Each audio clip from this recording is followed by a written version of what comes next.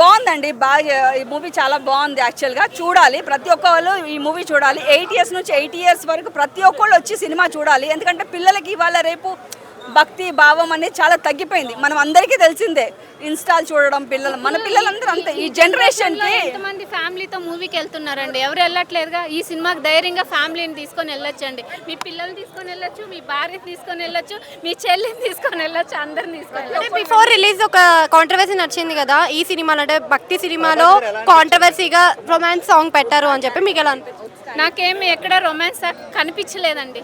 Romance song ఉందంటే పిల్లల్ని తీసుకెళ్ళకండి అని చెప్తాం కదా, రొమాన్స్ ఏం లేదు, బాగుందండి. అంటే భక్త కన్నప్ప అని చూస్తే మనకు ఒక ఎథిక్స్ గుర్తొస్తుంది. మరి ఇప్పుడు చూసిన భక్త కన్నప్పకు కూడా ఎథిక్సే గుర్తొస్తాయి, భక్తియే కలుగుతుంది. లాస్ట్లో వచ్చేటప్పుడు క్లైమాక్స్లో అంతా ఎమోషన్ అయిపోతాం అందరం.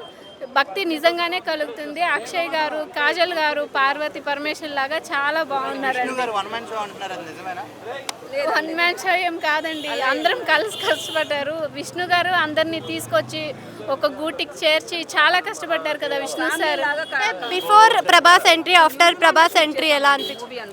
బిఫోర్ ప్రభాస్ ఎంట్రీ తర్వాత ఇంకా చాలా ఇంట్రెస్టింగ్ గా ఉంటుందండి. అది అందరికీ తెలిసిన విషయమే కదా.